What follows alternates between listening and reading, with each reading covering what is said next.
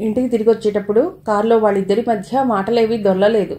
మధురమైన ఊహలకు మాత్రం రెక్కలొచ్చి ఎగురుతూ ఉన్నాయి. భీష్మగారి ఇంటి అడ్రస్ కావాలి ధీరజ్ని అడిగింది సరయ్య. ఎందుకు? ఇంటికి వెళ్ళి ప్రమోషన్ కోసం ఆయన్ని పొగిడి ప్రసన్నుణ్ణి చేసుకోవాలనుకుంటున్నావా? నవ్వుతూ అడిగాడు. నా సొంత పనుల కోసం కాదు, భీష్మగారి రెసిడెన్స్కి వెళ్లేది. మనతో పనిచేసే ఒకరికి ఆర్థిక సహాయం కావాలి. కన్నతల్లికి వైద్యం చేయించడానికి డబ్బులు లేక కళ్ల ముందే తల్లి రాలిపోతుంటే చూడవలసిన దుస్థితిలో ఉంది. ఎవరికీ చెప్పుకోలేని నిస్సహాయ స్థితి అన్నదామె. ఎవరి ఇబ్బందుల్లో వాళ్లే లోన్ కావాలని అడుగుతారు ఎండి గారిని. వారి తరఫున నువ్వెందుకు అడగటం? ఆఫీసులో పనిచేసే వాళ్ళంతా నీకంటే సీనియర్స్, అందరికీ భీష్మగారు బాగా తెలుసు అన్నాడు అతడు. లోన్ కావాలని ఆ అమ్మాయి అడిగింది. ఎండి గారు అప్లికేషన్ రిజెక్ట్ చేశారు. పర్సనల్గా కలిసి రిక్వెస్ట్ చేద్దామని. నిన్ను నొప్పించాలని కాదు ఈ ప్రశ్నలు వేసింది. ఇటువంటి ప్రశ్నలు ఎండి గారి నుండి ఎదురవుతాయి. నువ్వేం సమాధానం చెప్తావోనని అడిగాను. మనమే తలో 10,000 20,000 కాంట్రిబ్యూట్ చేస్తే సరిపోతుంది కదా. చిన్న అమౌంట్ కాదు, 40-50 లక్షలు కావాలి. అంత అమౌంటా? ఎండి గారు మనీ మ్యాటర్స్లో చాలా స్ట్రిక్ట్గా ఉంటారు. పెద్ద మొత్తంలో లోన్ తీసుకుని ఎగ్గొట్టి మరో కంపెనీకి జంప్ అవుతారేమోనని అనుకుంటారు. నో ఛాన్స్, లోన్ శాంక్షన్ చేయడు అన్నాడతడు. ఆ విషయం నాకు తెలుసు, కానీ ఓ ప్రయత్నం చేస్తే. ఎవరికి లోన్? ఆ విషయం ఆఫీస్లోనే అడగొచ్చు కదా. ఎండి గారిని అడగమని ఆ అమ్మాయి నాకేం చెప్పలేదు. నా ప్రయత్నం ఫలిస్తే అప్పుడు ఆ అమ్మాయి పేరు చెప్తాను. ముందే పబ్లిసిటీ ఎందుకు అంది సరయ్య. ఎండి గారి రెసిడెన్షియల్ అడ్రస్ చెప్పాడు ధీరజ్. మన ఇద్దరినీ ఇంటికి డిన్నర్కి రమ్మని 2-3 సార్లు ఆహ్వానించాడు ఎండి గారు. మిగతా స్టాఫ్కు తెలిస్తే బాగుండదని నువ్వే అన్నావు. మనమేదో ఎండి గారిని కాకా పడుతున్నామని అనుకుంటారని. అంటే నేను వాళ్ళ ఇంటికి తీసుకువెళ్ళలేదు. నీకు తోడుగా నన్ను రమ్మంటావా? కారులో వెళదాం అన్నాడు ధీరజ్. నో, నేనే వెళ్ళి అడుగుతాను. ఆయన కాదంటే ఆ విషయం నాలోనే ఉండిపోతుంది. ఆటోలో వెళ్తాను. మరోసారి ఇద్దరం కలిసి వెళదాం. ఆదివారం నాడు ఉదయం పూట భీష్మ ఇంటికి చేరుకుంది. కొండగట్టు మీద వసుధా విల్లా కొట్టొచ్చినట్లు కనిపిస్తూ ఉంది. ఆ భవనం చుట్టూ దట్టంగా పచ్చని చెట్లు. ఇంటి ముందు పచ్చటి లాన్ ఉదయం ఎండలో మెరిసిపోతూ ఉంది. గేట్ దగ్గర వాచ్మెన్ వివరాలు అడిగాడు. తన పేరు, భీష్మగారి ఆఫీస్లో పనిచేస్తున్న సంగతి చెప్పింది. లోపల ఇంటి పనులు చూసే సూపర్వైజర్ గోపాల్ ఉన్నాడమ్మా. అతడికి ఫోన్ చేసి కనుక్కుంటాను. మిమ్మల్ని లోపలికి పంపవచ్చో లేదో. సార్ పర్మిషన్ లేకుండా లోపలికి వెళ్ళనిస్తే నన్ను కోపడతారు అన్నాడు వాచ్మెన్ జేబులోని ఫోన్ బయటకు తీస్తూ. రాజును కలవాలంటే 7 ప్రాకారాలు అనుమతి పొంది దాటుతూ వెళ్ళాలి. సంపద పెరిగిన కొద్దీ చుట్టూ ఎన్నో వలయాలు ఏర్పడతాయి అనుకుంది సరయ్య. లోపల నుండి నడుచుకుంటూ భీష్మ వచ్చాడు పోర్టికో దగ్గరకు. సూపర్వైజర్ మరో పక్క నుండి గేట్ దగ్గరకు పరిగెత్తుకుంటూ వచ్చాడు. ఈ మేడం గారు ఎప్పుడు వచ్చినా లోపలికి వెంటనే పంపించు. గేట్ దగ్గర నిలబెట్టకు. నీ ఉద్యోగం నా ఉద్యోగం ఊడిపోతాయి. మన సార్ గారు ఈ ఆఫీస్లో పనిచేసే అమ్మాయిని చెప్పగానే లోపలికి పంపకుండా గేట్ దగ్గర ఎందుకు నిలబెట్టా? వాచ్మెన్ మీద ఎగిరిపడ్డాడు సూపర్వైజర్. ఆఫీస్లో పెద్ద పోస్టుల్లో పనిచేసే వాళ్ళనైనా సరే అనుమతి లేనిదే లోపలికి పంపొద్దు అని గట్టిగా చెప్పింది కూడా సూపర్వైజరే. ఆ మాట పైకి అనలేక నోరు మూసుకున్నాడు వాచ్మెన్. భీష్మ దగ్గరికి వెళ్ళింది. ఎందుకు వచ్చావు ఇంటికి? ఆఫీస్లో మాట్లాడితే సరిపోయేదిగా అని అంటాడేమోని అనుకుంది. సరయ్య తలనిమిరి, నువ్వు వస్తున్నావని ముందే తెలిస్తే కారు పంపించేవాడిని మీ ఇంటికి అన్నాడు. లైట్ గోల్డ్ కలర్ పైజామా లాల్చీలో ఉన్నాడు. పెట్టుకున్న కళ్ళజోడు కూడా గోల్డ్ ఫ్రేమ్దే. టిఫిన్ చేద్దాం పద అన్నాడు డైనింగ్ టేబుల్ వైపు నడుస్తూ. డైనింగ్ టేబుల్ దగ్గర ఇడ్లీ తింటున్న పెద్దావిడ కనిపించింది. మా అమ్మగారు వసుధ. భూమికి ఉన్నంత ఓర్పు ఉంది. మా నాన్న శాడిజాన్ని ఈ భూదేవి భరించింది అన్నాడు భీష్మ తల్లి పక్కన ఉన్న కుర్చీలో కూర్చుంటూ. ఆ అమ్మాయి ముందు ఏమిటా వాగుడు? మీ నాన్న చనిపోయి 20 ఏళ్లు గడిచిపోయాయి. పోయినోళ్ల గురించి చెడుగా మాట్లాడకూడదు అంది వసుధాదేవి. దెబ్బపండు ఛాయలో మెరిసిపోతూ కనిపించింది. 60 ఏళ్ల వయసులో ఉన్న ముసలితనం ఛాయలు లేవు. చర్మంలో ఎక్కడా ముడతలు కనిపించటం లేదు. ఏమిటమ్మా నా వైపు తదేకంగా చూస్తున్నావు? అమ్మమ్మ బామ్మ నీకు లేదా? వాళ్ళలాగా కనిపించటం లేదా?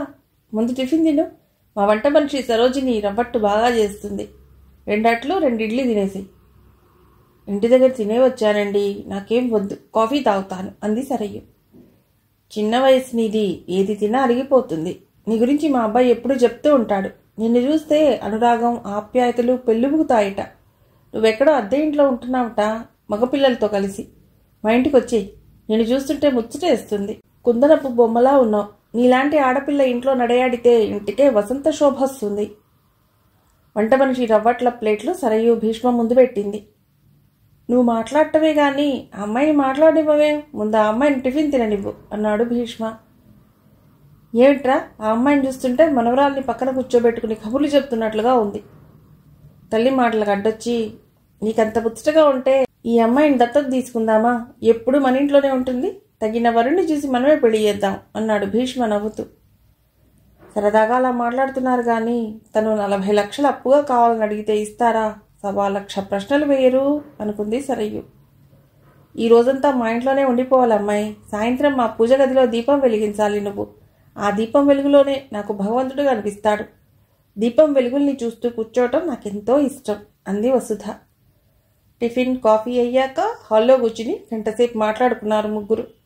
అలసటగా ఉందని వసుధ తన గదిలోకి వెళ్ళిపోయింది. సోఫాలో పక్కపక్కనే కూర్చుని మాట్లాడుకుంటూ ఉన్నారు. మీ అమ్మ నాన్నగారు ఎక్కడుంటున్నారు, మీ నాన్నగారు ఉద్యోగం చేస్తున్నారా వ్యాపారమా అడిగాడు భీష్మ. మా అమ్మ సింగిల్ మదర్, కార్ యాక్సిడెంట్లో ఎప్పుడో మా అమ్మ చనిపోయింది, నాకు అప్పుడు 10 ఏళ్ళు ఉంటాయి. మా తాత నన్ను తీసుకువెళ్ళి పెంచాడు చీరాలలో. మీ అమ్మ పేరు సావేరి. ఉలిక్కి పడ్డాడు భీష్మ. మీ అమ్మ ఫోటో ఏదైనా ఉందా నీ దగ్గర? తన సెల్ ఫోన్లోని ప్రొఫైల్ ఫోటోగా పెట్టుకున్న తల్లి ఫోటో చూపించింది. మీ నాన్నగారి ఫోటో లేదా? మా నాన్న పేరే నాకు తెలీదు. అదేమిటి, నీ స్కూల్ రికార్డులో కానీ ఆధార్ కార్డ్ పాన్ కార్డుల మీద తండ్రి పేరు ఉంటుంది కదా అడిగాడు భీష్మ. అమ్మకి పెళ్లి కాలేదు, నేను పుట్టాను, నా జన్మ కారణమైన వ్యక్తి అమ్మను వదిలేసి వెళ్ళిపోయాడు, అతడి ఫోటో కూడా అమ్మ దగ్గర ఉంచుకోలేదు, అతడి పేరే ఉచ్చరించడానికి ఇష్టపడలేదు. భార్యని భర్త వదిలేసిన సందర్భాల్లో స్కూలు రికార్డుల్లో తండ్రి పేరు నమోదు చేయవలసిన అవసరం లేదు. It is not mandatory. తండ్రి పేరు తప్పకుండా ఉండాలన్న నిబంధన లేదు. సింగిల్ పేరెంట్ ఉన్న సందర్భాల్లో పాన్ కార్డ్ ఆధార్లలో కూడా తండ్రి పేరో తల్లి పేరో ఒకటి ఉన్నా చాలు. మీ నాన్న పేరు తెలుసుకోవాలన్న ఆసక్తి ఎప్పుడూ కలగలేదా అడిగాడు భీష్మ. చిన్నప్పుడే కాదు, ఇప్పుడు కూడా మా తండ్రి ఎవరు, అతడి పేరేమిటి అని ఆలోచించి ఆరాలు తీయను, అది క్లోజ్డ్ చాప్టర్ అంది ఆమె ఆవేశంతో. మీ అమ్మగారు అతడి గురించి చెడుగా చిత్రించి నీకు తండ్రి పట్ల ఏహ్యభావం కలిగించిందేమో అన్నాడు భీష్మ. అతడి గురించి మా అమ్మ ఎప్పుడూ నాకు చెడుగా చెప్పలేదు. నాతో పాటు చదువుకున్న పిల్లలు ఈ అమ్మాయికి నాన్న లేడట, నాన్న పేరే తెలియదుట, ఎవరికి పుట్టిందో అంటూ గేలి చేసేవాళ్ళు. అవన్నీ భరించే శక్తి మా అమ్మ ఇచ్చింది. జీవితంలో ఎప్పుడూ మీ నాన్నగారి గురించి ఆలోచించకు, నీ గురించి, నీ భవిష్యత్ ఎలా ఉండాలో ఆలోచించి ఆ దారిలో నడువని చెప్పేది. అమ్మ దేవత, ఎవరిని నిందించేది కాదు, తను తప్పు చేశానని బాధ కూడా పడేది కాదు. అమ్మని గర్భవతిని చేసి దూరంగా పారిపోయిన వ్యక్తి గురించి మాట్లాడటం అనవసరం అనేది. నేను అడిగినవన్నీ ఇచ్చేది. చిన్నతనంలోనే అమ్మని దూరం చేశాడని దేవుణ్ణి కూడా నిందించని మనస్సును నాకు అందించి వెళ్ళిపోయింది అమ్మ. చెమర్చిన కళ్ళను కర్చీఫ్తో తుడుచుకుంది. ఐఎమ్ సారీ, నీ గతాన్ని గుర్తు చేసి బాధ పెట్టినట్లున్నాను అన్నాడు భీష్మ.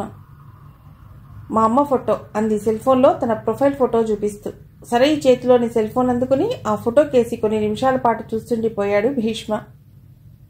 సార్, నేను పని మీద వచ్చాను అంది ఆమె ధైర్యాన్ని కూడగట్టుకుని. చెప్పమ్మా, నువ్వేది అడిగినా కాదన్ను. ప్రమోషన్ కావాలా, పే స్కేల్ పెంచాలా, అకామిడేషన్ ప్రాబ్లం అయితే చెప్పు, నీకు ఇష్టమైతే మా ఇంట్లోనే ఉండొచ్చు, ఇక్కడ ఉండడం ఇష్టం లేకపోతే వెల్ ఫర్నిష్డ్ విల్లా హౌస్ నువ్వు ఉండటానికి ఏర్పాటు చేస్తాను. భీష్మ గారిలో ఏదో నూతనోత్సాహం కొట్టొచ్చినట్లుగా అనిపించింది ఆమెకు. మంచి మూడ్లో ఉన్నట్లున్నాడు. ఇప్పుడు అడిగితేనే బెటర్ అనుకుందామె. కార్ కొనుక్కోవడానికి లోన్ కావాలని అడిగితే, నిన్నగాక మొన్న ఉద్యోగంలో చేరావు, నీకప్పుడే కార్ లోన్ కావాలా అని అంటాడేమో, అసలు విషయం చెప్తేనే మంచిదనుకుంది. 40 లక్షలు ధన సహాయం కావాలి బిడియపడుతూ అంది. తప్పకుండా ఇస్తాను. ఎందుకో తెలుసుకోవచ్చా? మన సాఫ్ట్వేర్ కంపెనీలో రిసెప్షనిస్ట్ లాలిత్య అమ్మకు క్యాన్సర్, 40 లక్షలు ఖర్చు అవుతుందన్నారు డాక్టర్లు. హాస్పిటల్లో నర్సుగా పనిచేస్తూ ఆ వ్యాధి బారిన పడిందామె. నెల నెల లాలిత్యకు జీతం తప్పితే వేరే ఆధారం లేదు. అద్దె ఇంట్లో ఉంటున్నారు. మీరే ఆదుకోవాలి. ఏ హాస్పిటల్లో లాలిత్య తల్లి ట్రీట్మెంట్ తీసుకోబోతుందో ఆ డీటెయిల్స్ నాకు ఇవ్వు. డాక్టర్తో మాట్లాడి నువ్వు అడిగిన డబ్బు ఆ హాస్పిటల్ అకౌంట్లో వేస్తాను. మరో 10 లక్షల క్యాష్ ఇస్తాను. ఆ అమౌంట్ నీ చేతుల మీదుగా లాలిత్యకి ఇవ్వు. పై ఖర్చులకు వాడుకుంటుంది. ట్రీట్మెంట్కు మరికొంత అమౌంట్ అవసరమైనా నేను ఇస్తాను. కానీ ఒక కండిషన్ మీద ఆ డబ్బు ఇస్తాను. మాట తప్పకూడదు అన్నాడు పెద్దగా నవ్వుతూ. అప్పు తీరేదాకా జీతంలో కొంత కట్ చేసుకుంటానంటాడా? బంగారం, పొలం, పుట్ర ఏదున్నా తమ పేరు ఉంటే తనఖా పెట్టమని అడుగుతాడా? ఆతృతగా ఆయన వైపు తిరిగి, చెప్పండి ఆ కండిషన్ ఏమిటో అడిగింది సరయ్య. నువ్వెప్పుడు నా కళ్ళ ముందే ఉండాలి. ఉద్యోగం మానేసి మరో ప్రాంతానికి వెళ్ళకూడదు. అదో కండిషనా? హాయిగా నవ్వేసింది. ఉద్యోగంలో నుంచి తీసేస్తారనే బెంగలేదు. రోజు వెళ్ళి ఎండి గారిని ఆయన చేంబర్లో కలవటానికి ఇబ్బంది ఏముంటుంది? ఆ పెద్ద ఆయనకు తన మీద చెప్పలేని వాత్సల్యం ఏర్పడింది. లేకపోతే అంత పెద్ద అమౌంట్ ఇస్తానని అంటాడా? పని మానేసి మీ ఛాంబర్లో రోజు ఎదురుగా కూర్చుంటాను అంది నవ్వుతూ. Work is worship. ఎవరి పని వాళ్ళు చేయాలి. నువ్వేం రోజు నా చేంబర్లో ఎదురుగా కూర్చొని అవసరం లేదు. అప్పుడప్పుడు కనిపిస్తూ ఉంటే చాలు. మన కంపెనీ ఆఫీస్లో కాదు, ఇక్కడికి రావాలి. నాకు మా అమ్మకు కనిపించాలి. మరో విషయం చెప్పాలనుకుంటున్నాను. నువ్వు ఎవరో ఇంట్లో ఉండే బదులు మా ఇంట్లోనే ఉండొచ్చు కదా అన్నాడు ఆయన.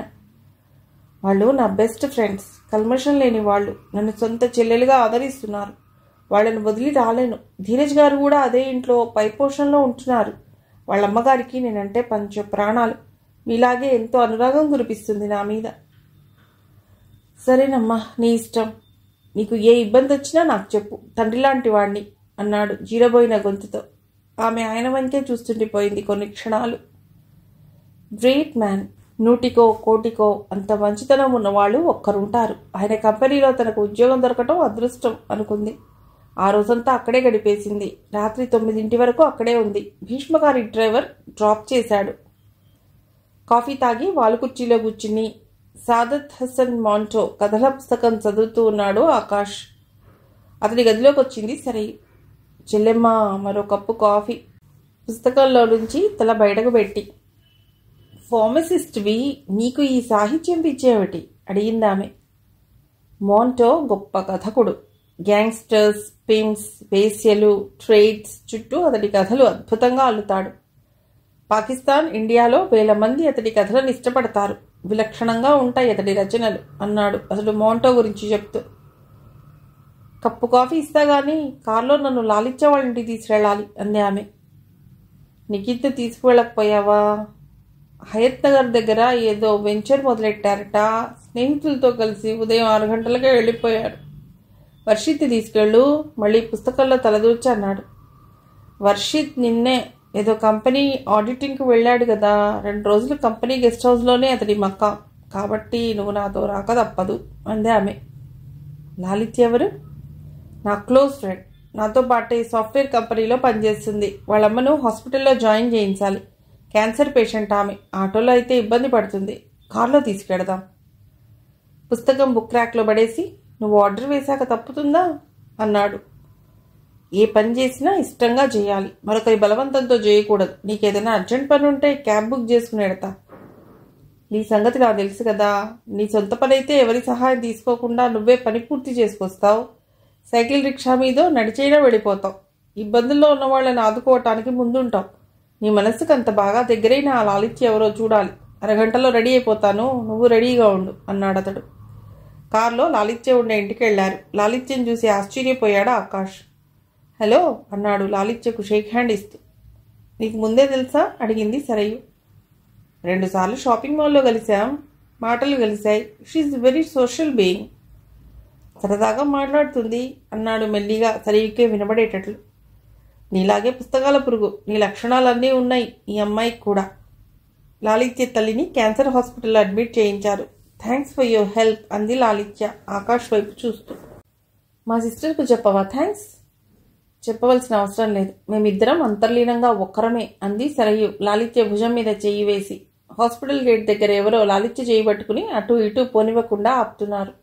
అతడి చేయి పట్టుకుని విడిపించుకునే ప్రయత్నం చేస్తోంది. నాకు అర్జెంటుగా 50,000 కావాలి. నువ్వు ఇస్తే గానీ వదలను అన్నాడు పెద్దగా అరుస్తూ. నీకేమైనా బాకీ ఉన్నానా? ముంచెయ్యి వదులు. మీ నాన్న ఆర్థిక ఇబ్బందుల్లో ఉండి నిన్ను మీ అమ్మను మా ఇంట్లో వదిలేస్తే 10 ఏళ్ళు మేమే కదా మీ ఆలనా పాలనా చూసుకుంది. గొంతు పెంచి అందరికీ వినబడేటట్లు అన్నాడు. వాడెవడో దొంగ వెధవ కాదు. దొంగ అయితే చేతిలోని బ్యాగో మెడలోని వండిపేట గొలుసో లాక్కుని వెళ్ళిపోయేవాడు. అదేదో కుటుంబ సభ్యుల పోట్లాట్లా ఉందనుకుని ఎవరూ అతన్ని పట్టించుకోలేదు. ఆడకూతురు చేయి పట్టుకుని లాగుతున్నావేమిట్రా, ముందు ఆ అమ్మాయి చేయొదులు అంటూ అతన్ని నిలువరించే ప్రయత్నం ఎవరూ చేయలేదు. ఎవరు పట్టించుకుంటారు? అందులో హాస్పిటల్ దగ్గర ఎవరి సమస్యల్లో వాళ్ళు ఉన్నారు. జబ్బుల గురించి, చికిత్సలకయ్యే ఖర్చు గురించి మాట్లాడుకుంటూ లోపలికి వెళ్లేవాళ్లు, ఖాళీ అయిన జోబులతో బయటికి వచ్చే వాళ్లతో హడావిడిగా ఉంది. అప్పుడే హాస్పిటల్కి వచ్చిన ఆకాష్ ఎవడో లాలిత్యని ఇబ్బంది పెట్టడం చూశాడు. వాళ్ళ దగ్గరికి వెళ్ళాడు. ఆ అమ్మాయి చేయొదులు అన్నాడు ఆకాష్. లాలిత్య చేయి పట్టుకుని 7 అడుగులు నడవవలసిన వాడిని నన్ను చేయి వదలమంటావేమిటి? చేయి పట్టుకుని నడిచే విధానం అదేనా? ఆడపిల్ల చేతులు సుకుమారంగా ఉంటాయి. ముందు ఆ అమ్మాయి చేయి వదిలి విషయం ఏటో చెప్పు. నేను లాలిత్య మేనమావని, మాకు ఎన్నో లావాదేవీలుంటాయి. మధ్యలో నువ్వెవడివి మా విషయాల్లో కలుగు చేసుకోవటానికి? నీ పన్ను చూసుకో అన్నాడు అతడు. లాగి అతడి చెంప మీద ఒకటి ఇచ్చాడు ఆకాష్. కళ్ళు బయలు గమ్మాయి 2 నిమిషాల పాటు. వెంటనే తేరుకుని, నన్నే కొడతావురా? మా ఊర్లో నేను పేరు మోసిన రౌడీని. ఊళ్ళో వాళ్ళకి నేనంటే హడల్. మా మండలంలో ఉన్న అన్ని పోలీస్ స్టేషన్లలో ఉన్న పోలీసులకు మన పేరు తెలుసు. ఎవడికి భయపడను అంటూ ఆకాష్ మీదకొచ్చాడు లాలిత్య చెయ్యొదిలేసి. నీ ట్రాక్ రికార్డ్ బాగానే ఉందే. నువ్వు రౌడీనంటే భయపడతావు అనుకుంటున్నావా? నువ్వంత మగాడివైతే ఆ అమ్మాయి నాకు 5 లక్షలు బాకీ ఉంది, ఆ డబ్బు ఇప్పించు, మళ్ళీ ఇటువైపు రాను అన్నాడతడు. లాలిత్య వైపు చూశాడు. ఏమిటో అతడు చెప్పేది నిజమేనా అన్నట్లు. మా నాన్న చనిపోతే తాతగారింట్లో ఉన్నాం. ఏదన్నా రుణపడితే ఆ పెద్ద ఆయనకు రుణపడి ఉంటాం. ఇతడికి కాదు. తాతయ్య అమ్మమ్మలు చనిపోవటంతో ఇంట్లో వీడి పెత్తనం మొదలైంది. మా అమ్మ పేరు మీద ఉన్న ఎకరం తన పేరు మీద రాయించుకున్నాడు. వీడికి మేం బాకీ ఏం లేము. మధ్యలో జోక్యం చేసుకుని, చూసావా మేనమామను, పైగా పెద్దవాణ్ణి నన్ను పట్టుకుని వాడు వీడు అని అంటోంది. మర్యాద లేని వాళ్ళు. మా అక్కకు ఒంట్లో బాగుండడం లేదని తెలిసి పలుకరించడానికి వచ్చాను. లక్షలు ఖర్చు పెట్టి వైద్యం చేయిస్తున్నది నీ మేనకోడలు అని మా అక్కయ్య చెప్పింది. ఇంతకంటే తక్కువ ఖర్చులో మా ఊళ్ళో వైద్యం చేయిస్తాను, వచ్చేయమంటే వీళ్ళిద్దరూ రానంటారు. ఇబ్బందుల్లో ఉన్నాను, కొంత డబ్బు సర్దండి అని అంటే ఒక్క మాట మాట్లాడరు. ఊగిపోతూ మాట్లాడుతూనే ఉన్నాడు నాగరాజు. చీప్ లిక్కర్ వాసన అతడి నోట్లోంచి వస్తూ ఉంది. జేబులో నుండి 2000 రూపాయల నోటు తీసి అతడికి ఇచ్చాడు ఆకాష్. గొడవ చేయకుండా మీ ఊరు వెళ్ళిపో, మళ్ళీ కనిపించకు అన్నాడు అతడితో. ఆకాష్కు సాల్యూట్ చేసి అక్కడి చెడిపోయాడు లాలిత్య మేనమామ. అతడికి అంత డబ్బు ఎందుకు ఇచ్చారు? తాగి తందనాలు ఆడతారు. మీరు 500 ఇచ్చినా వెళ్ళిపోతాడు. మళ్ళీ నెలకో 2 నెలలకో మా ఇంటి ముందు చేరి రచ్చ చేస్తాడు. మా అమ్మ వీడు వచ్చినప్పుడల్లా 200, 500 ఇచ్చి పంపేది. డబ్బు ఇవ్వకపోతే నన్ను పెళ్లి చేసుకుంటానని గొడవ చేస్తూ ఉంటాడు. అలా అలవాటైపోయింది వాడికి అంది లాలిత్య కోపంగా. మీకంటే పెద్దవాడు కదా, 40 ఏళ్లకు పైగా వయసు ఉన్నట్లుంది. అతడు మాట్లాడుతుంటే మీరు చీదరించుకుంటూ మొహం పక్కకు తిప్పుకుంటున్నారు. మీ అమ్మగారు మాత్రం అతడితో బాగానే మాట్లాడుతున్నట్లుంది అన్నాడు. మరోసారి చెప్తాను అతడి గురించి, ఉత్త నికృష్టుడు అందామె. ఇద్దరూ హాస్పిటల్లోకి వెళ్లారు. లోపలికి వెళ్ళాక, నువ్వెందుకు వాడికి డబ్బుల సంగతి చెప్పావు? వాడు జల నా వెంటబడ్డాడు. ఆ డబ్బు తనకిస్తే తనే నీకు వైద్యం చేయిస్తాడట. ఇన్ని రోజులు నేను పట్టించుకోనివాడు భీష్మగారు దయతలిచి 40 లక్షలు ఇస్తే ఆ డబ్బులో తనకు వాటా ఉందని మన వెంటపడుతున్నాడు అంది లాలిత్య తల్లితో. మీ మావయ్య చికిత్స కోసం బాగానే డబ్బులు ఖర్చు పెడుతున్నావు, ఎవరిచ్చారు అని అడిగితే ఓ మహానుభావుడితో లాలిత్య ఫ్రెండ్ మాట్లాడి 40 లక్షలు ఇప్పించిందని పొరపాటున చెప్పాను. అది పట్టుకుని వీడు గొడవ చేస్తున్నాడా అంది రేవతి. నీ తమ్ముడొచ్చి పరామర్శ చేసేసరికి అన్నీ చెప్పేశావు. హాస్పిటల్ గేట్ దగ్గర నన్ను నిలబెట్టి నానా యాగి చేశాడు. ఆకాష్ గారు వచ్చి ఒక్కడి వీకేసరికి దారికొచ్చాడు. ఆయన ఇచ్చిన 2000 తీసుకుని వెళ్ళిపోయాడు. మళ్ళీ ఎప్పుడో వచ్చి నరకం చూపిస్తాడు అంది లాలిత్య. పిచ్చి వెధవ, వాణ్ణి కొట్టారా అంది రేవతి నోరు తెరిచి తమ్ముడి మీద జాలి పడుతూ. ఆకాష్ వైపు తిరిగి, చూశారా హాస్పిటల్ గేట్ దగ్గర చేయి పట్టుకుని గుంజాడని, అసభ్యంగా ప్రవర్తించాడని చెప్తే వాడిని ఎందుకు కొట్టారని జాలి పడుతుంది. వాడి క్యారెక్టర్ మంచిది కాదు, దగ్గరకు రానివ్వద్దని 1,00,000 సార్లు చెప్పాను. నేను చెప్పినవన్నీ గాల్లో కలిసిపోయాయి. వాడి మీద జాలి పడుతోంది అంది లాలిత్య. ఏం చేస్తూ ఉంటాడు అడిగాడతడు. గుడ్డిగాడిదకు పళ్ళు తోముతూ ఉంటాడు, ఏ పని చేయడు, గాలికి తిరుగుతుంటాడు. 2-3 సార్లు జైలుకు కూడా వెళ్ళాడు. భార్యను పుట్టింటికి తరిమేశాడు. 2 ఆడపిల్లలు. వాళ్ల భవిష్యత్తు గురించి ఆలోచించాడు అందే ఆమె. అసహనంగా కదిలింది రేవతి. పరాయి వాళ్ల ముందు మేనమామ గురించి చెప్పకూడని విషయాలు చెప్పడం ఎందుకు అంది కూతురితో మెల్లగా. చెప్పకూడనివేం కాదు, మీ తమ్ముడి ఘనకార్యాలు అందరికీ తెలియాలి కదా. ఆకాష్ పరాయి వ్యక్తి ఏం కాదు, సరైన ఉండే ఇంట్లోనే ఉంటున్నాడు. నాకు కూడా ఆత్మీయుడు. మీ తమ్ముడు నన్నెంత ఇబ్బంది పెట్టాడో నీకేం తెలుసు? చెప్పకూడనివి కూడా కొన్ని ఉన్నాయి అంది. అవన్నీ చెప్పకు అన్నట్లు కళ్ళతోనే వారించింది. కొంచెం మంచిళ్ళు, గొంతు ఎండుకుపోతుంది అంది ఆమె కూతురు టాపిక్ డైవర్ట్ చేయటానికి. మిగిలిన కథ తర్వాతి భాగంలో.